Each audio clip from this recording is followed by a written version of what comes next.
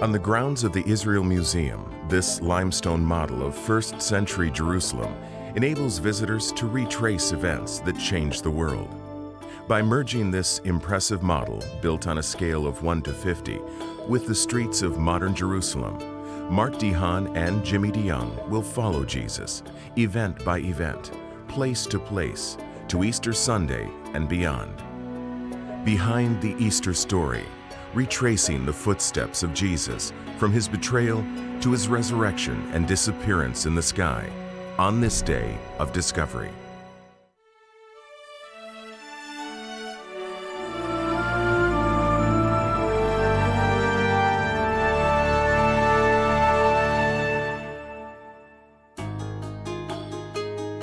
This is the land of the Bible, the modern city of Jerusalem. Using miniature limestone blocks, archaeologists, historians, and designers have built a scale model of 1st century Jerusalem to help us picture how it might have looked when Rome ruled the world. But more importantly, this model takes us behind the Easter story. It helps us to trace the flow of events of Jesus' last days in Jerusalem, events that changed our sense of time and history. Events that became the dividing line of BC and AD on our calendars. It was 1 week. It fell at the very center of human history. And today, Jimmy and I want to walk with you through the events as they unfolded. To provide some perspective, Jimmy's at the Israel Museum. I'm going to be on the street. And together we're going to trace those events as they unfolded.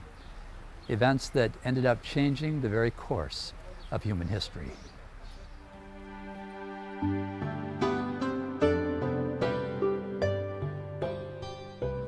We're at the Israel Museum here in Jerusalem. It's a model of the city of Jerusalem 2,000 years ago, during the time of the Roman Empire, during the days of Jesus Christ. I'm technically on the top of the Mount of Olives from the position where I'm standing, overlooking the city, overlooking the temple complex itself there on the Temple Mount. Down below me in the slopes of the Mount of Olives would be the Garden of Gethsemane, where the soldiers would come as Jesus has been betrayed to take him to the mock trials. Here in the shadows of these olive trees, we can only imagine the darkness that surrounded Jesus as he thought and prayed about what those final hours would bring. Speaking to his disciples in the Garden of Gethsemane, Jesus said, "My soul is exceedingly sorrowful, even to death. Stay here and watch with me." He went a little farther and fell on his face and prayed, saying, "O my Father, if it is possible, let this cup pass from me. Nevertheless, not as I will, but as you will." Matthew chapter 26. After the arrest of Jesus there in the Garden of Gethsemane, the soldiers would take him back across the Kidron Valley by the southern steps leading up into the temple, up to the upper city where those red-roofed homes are. He would take him to the home of Caiaphas, the high priest. Mart is in one of those locations that traditionally would be the home of Caiaphas to help us remember what happened that night.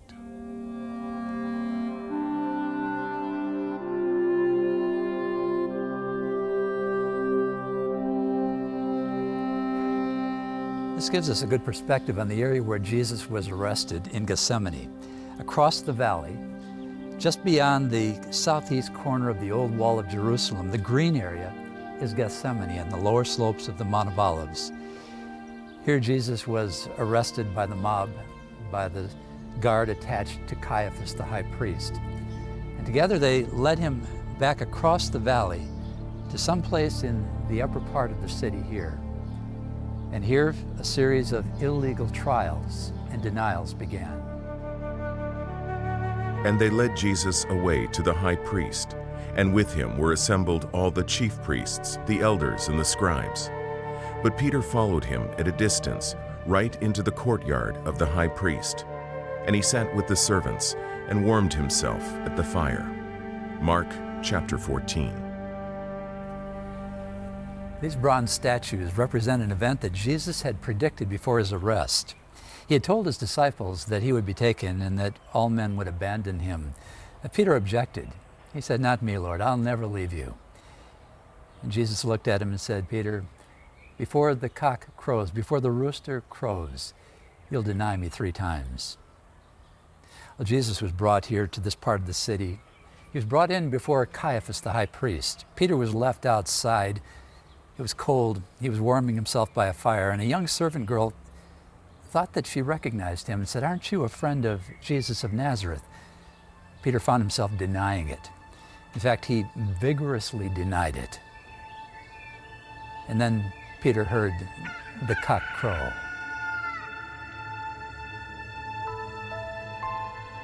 Now Peter sat outside in the courtyard, and a servant girl came to him, saying, "You also were with Jesus of Galilee." But he denied it before them all, saying, "I do not know what you are saying."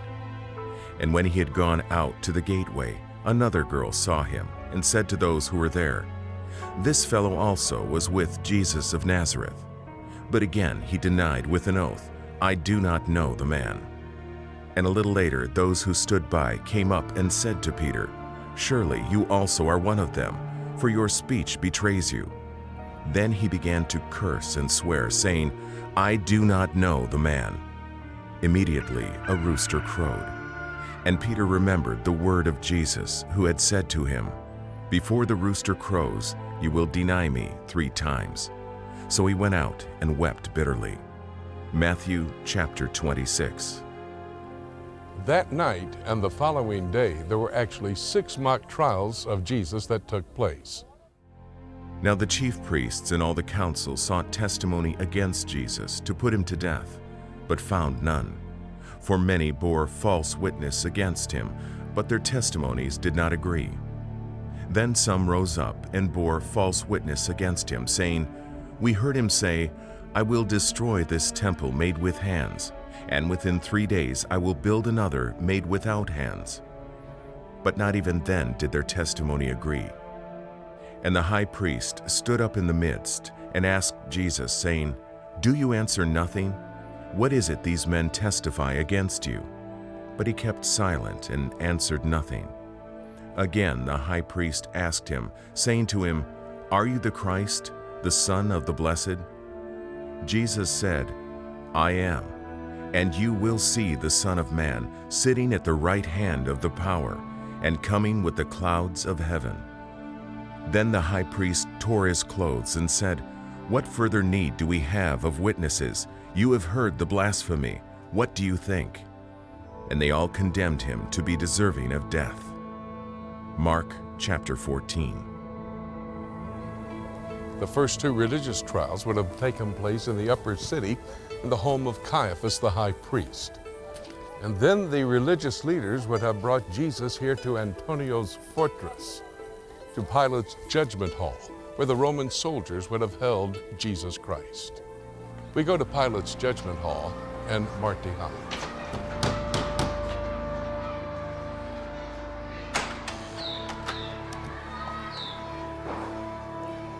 Over the centuries, Jerusalem has been rebuilt many times.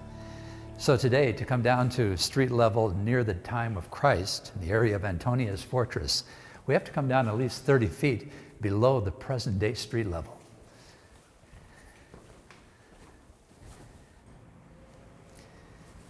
Here, let's take a closer look. These paving stones take us back near to the time of Jesus, and they reflect the Roman occupation. Archaeologists point out a game carved into the stone, the kind of game that the Roman soldiers would have played to pass time.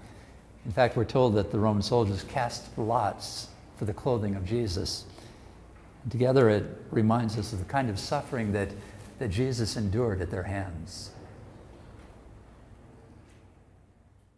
Pilate took Jesus and scourged him, and the soldiers twisted a crown of thorns and put it on his head, and they put on him a purple robe.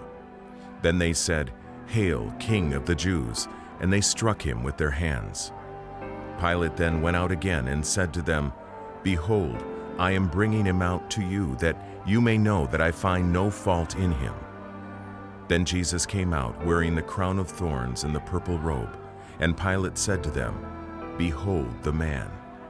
Therefore, when the chief priests and officers saw him, they cried out, saying, "Crucify him! Crucify him!" Pilate said to them, "You take him and crucify him, for I find no fault in him." John chapter 19. Many of us who have read the Gospels and historical accounts have found ourselves cringing at the injustice of the crucifixion of Jesus the innocent. But that cup of suffering would open the door to God's offer of salvation. Now try to imagine this model in the streets of Jerusalem, filled with people from Israel and beyond, celebrating the annual Jewish feast of Passover or Pesach. It's from the context of this ancient holiday that Jesus reaches across the centuries to us. According to the New Testament, it would be by his own suffering and death that he became our Passover sacrifice. After being beaten by the Roman soldiers at Antonia's fortress, there at Pilate's judgment hall, the Roman soldiers would have given Jesus to the religious leaders, and they would have led him outside the wall of the city through one of the 7 gates of the city to the location of the crucifixion.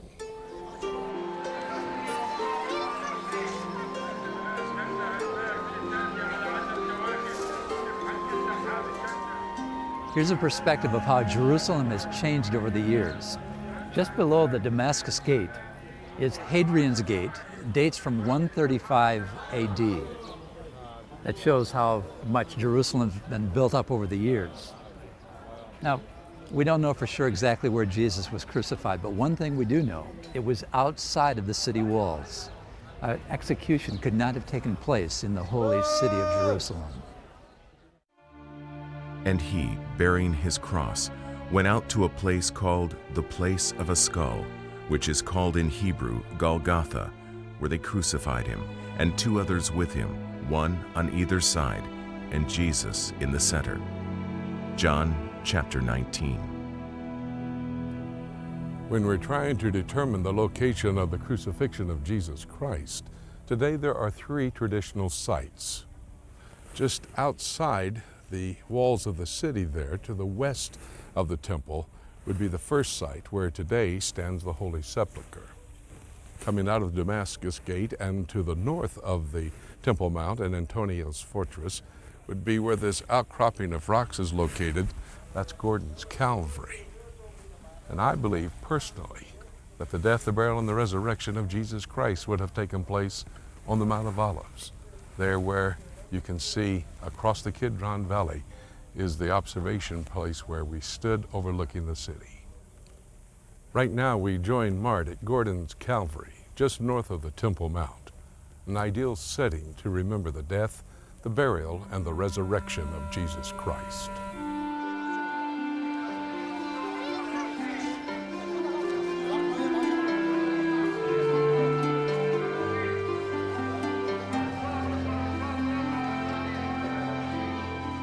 When evening had come, there came a rich man from Arimathea named Joseph, who himself had also become a disciple of Jesus. This man went to Pilate and asked for the body of Jesus. Then Pilate commanded the body to be given to him. When Joseph had taken the body, he wrapped it in a clean linen cloth and laid it in his new tomb, which he had hewn out of the rock. And he rolled a large stone against the door of the tomb and departed. Matthew chapter 27. Ken, what are the characteristics of the garden tomb that parallel the New Testament account? Well, we start off with the very fact, before we have the resurrection, we've got to have the crucifixion. And just outside this garden, before the garden in here was recognized as being a possibility of Joseph of Arimathea's garden, outside there was great excitement that they'd found Calvary or Golgotha outside the city wall at the Grotto of Jeremiah, as one of the theologians said. But there is indeed the place of the skull just outside this garden. Ken Trustrail is one of the hosts of this popular site, which has been visited by hundreds of thousands over the past century. Not only is the tomb found here similar to the one in which Jesus' body was placed, but a nearby rocky hill has features that look like a human skull.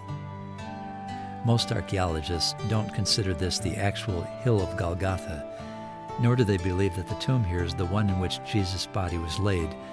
But as Ken explains, the features here give the visitor a feel for the setting described in the Bible. So we've got in this place here evidence that it was a vineyard 2,000 years ago. The word the New Testament gives us as garden is either a citrus grove, an olive grove, or a vineyard. For sure, this was a vineyard. Joseph's vineyard? Could have been, we can't be sure.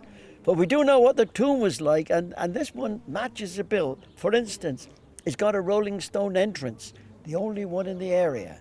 The Bible speaks much of the rolling stone. It's got a large weeping or wailing chamber where the folk would mourn for the dead. Joseph was a rich man, he would have had a large weeping chamber. And then most interestingly of all, as far as I'm concerned, on the right-hand side of the entrance, we find the graves, and only one has been completed. And Mark in his gospel says that Joseph gave to Jesus a new tomb, and he tells us that it was on the right that the angel was sitting. So it fits in. Everything is as it should be. This site is geographically in the right place, outside the city wall, north side of the Temple Mount, where the great and glorious sacrifice got to be made, and there's a garden here, a vineyard, and a tomb with all the right answers.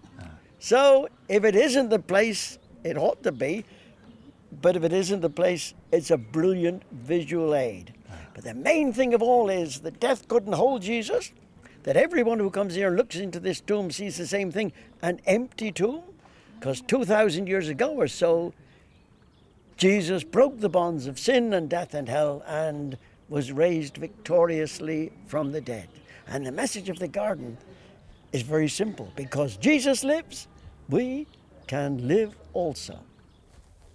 After the resurrection, Jesus Christ would appear with his disciples here in the city of Jerusalem and to a number of other people according to the Gospels and the first chapter of the book of Acts. He even traveled to the Galilee and there appeared before 500, the resurrected Jesus Christ.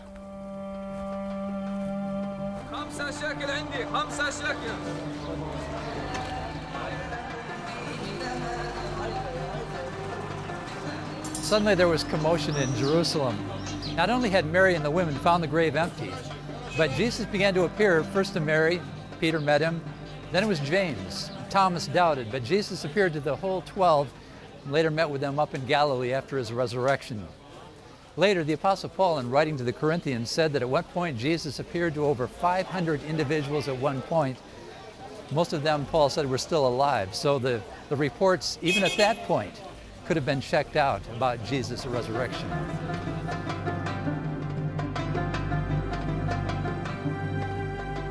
Moreover, brethren, I declare to you the gospel which I preached to you, which also you received and in which you stand, by which also you are saved, if you hold fast that word which I preached to you, unless you believed in vain.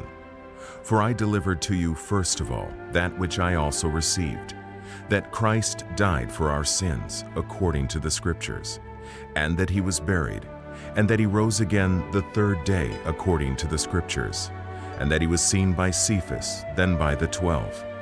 After that he was seen by over 500 brethren at once, of whom the greater part remain to the present, but some have fallen asleep. After that he was seen by James, then by all the apostles. 1 Corinthians chapter 15. It's now 40 days after the resurrection, and following the appearances of Jesus before his disciples here in Jerusalem, and over 500 people in the Galilee, Jesus returns to Jerusalem, here to the Mount of Olives, which is represented by where I stand overlooking this model. At that point, Dr. Luke, in Acts chapter 1, tells us that Jesus Christ will leave this earth and go back to heaven. I'm going to join Mark now on the Mount of Olives.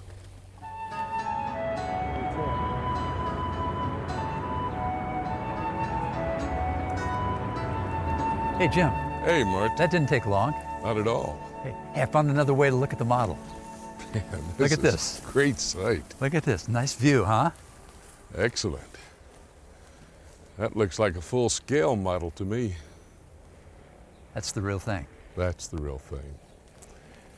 And from here on the Mount of Olives, it's just exactly like it was as described in the Gospels across the Kidron Valley from the Temple Mount. It's a great place overlooking the city of Jerusalem, just above the Garden of Gethsemane below, for us to rethink the key events in the last week, the Passion Week of Christ here on earth. We began with Jesus before the religious trials in the city of Jerusalem. And then it was on to Pilate, Herod, and back to Pilate before Jesus was led to one of the possible locations for the death, the burial, and the resurrection of Jesus Christ. After his resurrection, Jesus appeared a number of times before his disciples, made a trip to the Galilee, and in the Galilee over 500 people saw Jesus Christ alive.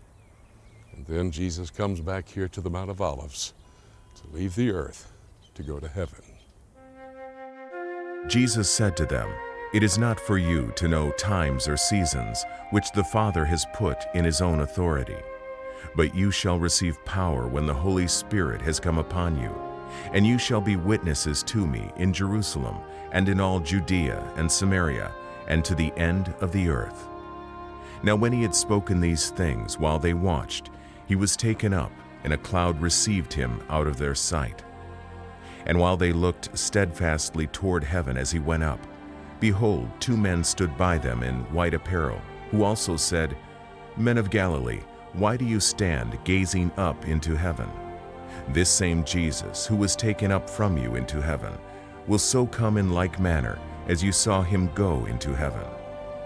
Then they returned to Jerusalem from the mount called Olivet, which is near Jerusalem, a Sabbath day's journey. Acts chapter 1.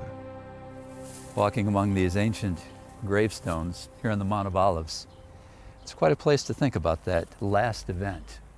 According to the Gospel writer Luke, Jesus actually transitioned physically and bodily in the very presence of his disciples. And that's what's so significant. It wasn't just one disciple. Can you imagine a man or a woman who comes back and says, "I saw him, he levitated, he went up before my eyes"? Now this happened before the disciples who had walked and lived with Jesus for 3 years. And it gave them reason to believe that all of this was such a fitting conclusion, along with the resurrection, a bodily resurrection from the dead. This ascension before their very eyes was such a fitting conclusion to these traumatic, terrible events of this week. And yet there's something else that would make it even a better conclusion. There's something that remains, and that's the decisions that you and I have to make as we think about these amazing events of this week. The question now is how do we personally respond to what Jesus did? Do we believe the gospel writers and the New Testament writers that this didn't just happen by accident?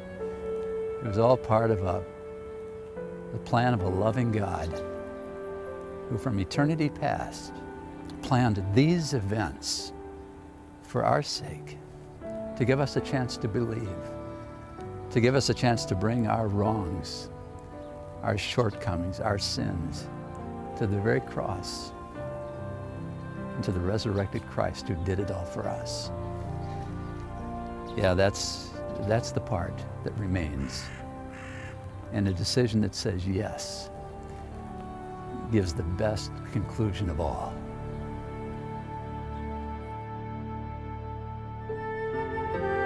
He was in the world, and the world was made through him, and the world did not know him. He came to his own, and his own did not receive him. But as many as received him, to them he gave the right to become children of God, even to those who believe in his name.